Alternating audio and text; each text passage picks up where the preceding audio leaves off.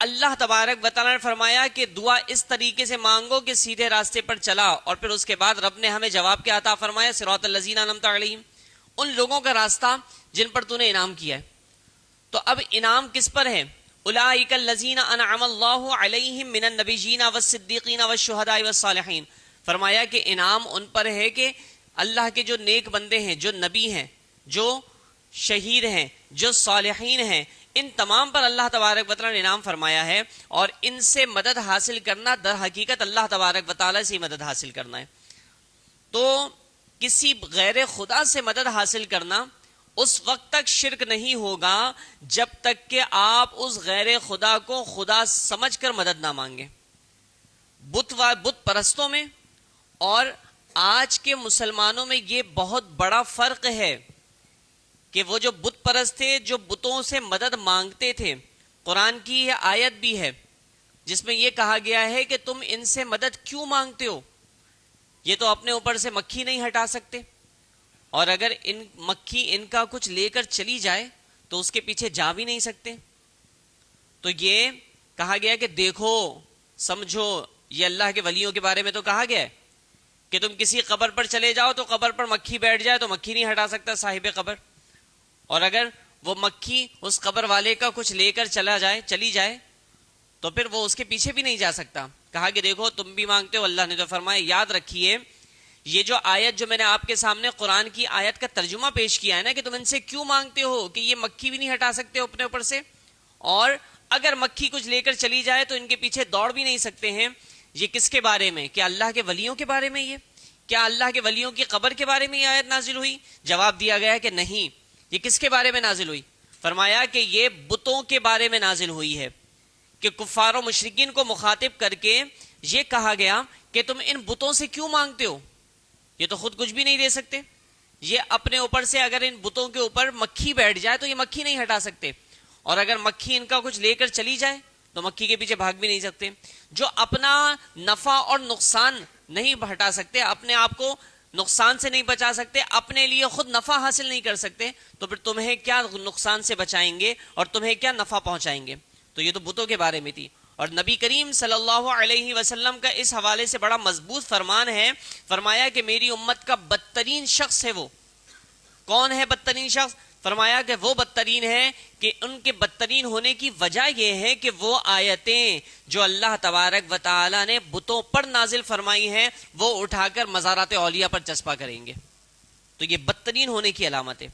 تو سمجھنا چاہیے یہ مسلمانوں کا طریقہ نہیں ہے کہ اللہ والوں سے دور کیا جائے، بلکہ مسلمانوں کا طریقہ یہ ہے کہ وہ اللہ والوں کے قریب کیا جائے۔ جو اللہ کے نیک بندوں کے قریب ہوتے ہیں تو وہ حقیقت میں اللہ کا ہی قرب حاصل کر رہے ہوتے ہیں۔ اس کو شرک بنا دیا گیا کہ نبی سے مدد مانگو، غوث سے مدد مانگو، ولی سے مدد مانگو، داتا صاحب سے مدد مانگو تو بہت بڑے مشرک ہو گئے ہو تم۔ تو لہٰذا اس طرح مشرک کا فتویٰ لگانے والے مسلمانوں پر ان کو چاہیے کہ وہ اپنے ایمان کا محاسبہ کریں اور اپنے آپ کے اس عمل سے رجوع کریں اور توبہ کریں۔ تو بہرحال شرک کے بارے میں نے آپ کو کسی حد تک بتایا، امید ہے کہ باتوں کو سمجھے ہوں گے آپ۔ تو یہ شرک نظر و نیاز کرنا، مزارات اولیاء پر جانا، میلاد کرنا، یا رسول اللہ مدد کہنا یا غوث اعظم مدد کہنا، یہ شرک نہیں ہے، بلکہ اچھی نیتوں کے ساتھ اللہ کے نیک بندوں سے محبت کر کے ان کو پکارا جائے گا تو اللہ تبارک و تعالیٰ نیک بندوں کے صدقے آپ کی مدد فرمائے گا اور آپ کی مرادوں کو پورا فرمائے گا۔ اس کی بہت ساری مثالیں میں آپ کے سامنے پیش کر سکتا ہوں، لیکن وقت ہمارے ساتھ پاس جو ہے بہت مختصر ہوتا ہے، اس لیے میں آگے چلتا ہوں۔ یہ یاد رکھیے ایمان جو ہے نا، ایمان، یہ میں پہلے عرض کر چکا ہوں کہ مسلمانوں کے لیے سب سے قیمتی شے ایمان ہی ہے، اس کی فکر ہونی چاہیے۔ یہ جو میں آپ کے سامنے اسلام کیا ہے، شرک کیا ہے، اور اللہ تبارک و تعالی سے محبت کرنے کا طریقہ کیا ہے، اللہ کے نیک بندوں سے محبت کیجیے، اور ایمان کی سیکیورٹی کے بارے میں آپ کو بتا رہا ہوں۔ اس کی وجہ کیا ہے؟ اس کی وجہ یہی ہے کہ جو بندہ اپنے ایمان کی فکر نہیں کرتا نا، اپنے ایمان کو بچانے کی فکر نہیں کرتا، تو اس بات کا خدشہ ہے کہ مرتے وقت شیطان اس کا ایمان چھین لے گا۔ تو ہمیں اس حوالے سے بے فکر نہیں ہونا چاہیے کہ ہم تو مسلمان ہیں، یہاں مریں گے اور وہاں جنت میں چلے جائیں گے۔ جس کے پاس جتنا مضبوط، مستحکم اور قوی ایمان ہوگا، شیطان اتنا پیچھے لگا رہے گا اس کے ایمان کو کھوکھلا، بے بنیاد اور کمزور کرنے کے لیے۔ تو یہ رمضان المبارک اور یہ جیسی نشستیں ہیں، یہ یقین جانیے اللہ تبارک و تعالیٰ کا بہت بڑا انعام ہے کہ ہمیں اس حوالے سے علم دین حاصل کرنے کا موقع فراہم کیا جا رہا ہے۔ تو آئیے جہاں آپ نے شرک کے بارے میں جان لیا، وہاں آئیے چلے کفر کے حوالے سے بھی سمجھ لیتے ہیں کہ ایمان اور کفر کیا ہے۔ ایمان ضروریات دین کو قبول کرنا، ضروریات دین کو دل سے تسلیم کرنا، اس کو ماننا، زبان سے اقرار کرنا، یہ ایمان اور اسلام ہے۔ اور ان ضروریات دین کا انکار کرنا یہ کفر ہے۔ یہ جملہ آپ یاد کر لیں، ضروریات دین کو ماننا ایمان ہے اور ضروریات دین کا انکار کرنا کیا ہے؟ بولیے، کفر ہے۔ اب سوال پیدا یہ ہوتا ہے کہ بھئی ضروریات دین کیا ہیں؟ ضروریات دین ارکان اسلام آپ کو پتا ہوگا، وہ کام جو ہر خاص اور عام جانتا ہو، جس کے بارے میں بچہ جس کے بارے میں جانتا ہو، اس کو ضروریات دین کہا جاتا ہے۔ نماز ہے، روزہ ہے، حج ہے، زکوٰۃ ہے، اللہ تبارک و تعالیٰ کی وحدانیت ہے، نبی کریم صلی اللہ علیہ وسلم کے آخری نبی ہونے کا عقیدہ ہے، یہ تمام باتیں ضروریات دین ہیں۔ اسی طریقے سے فرشتے اللہ تبارک و تعالیٰ کی مخلوق ہیں، جنت حق ہے، دوزخ حق ہے، مرنے کے بعد دوبارہ اٹھایا جانا حق ہے، میدان محشر کا قائم ہونا یہ حق ہے، میزان پر اعمال نامے تولے جائیں گے یہ حق ہے، پل صراط حق ہے، قبر میں اگر بندہ نیکی کرے گا تو اس کی جزا ملے گی، گناہ کرے گا تو اس کی سزا ملے گی۔ یہ تمام چیزیں، ان پر ایمان رکھنا، یہ ہے اسلام، اور یہ تمام چیزیں ضروریات دین میں سے ہیں۔ ان تمام چیزوں میں سے کسی ایک چیز کا انکار کرنا، اس سے بندہ دار اسلام سے خارج ہو جاتا ہے اور اسے کہتے ہیں کفر کہتے ہیں۔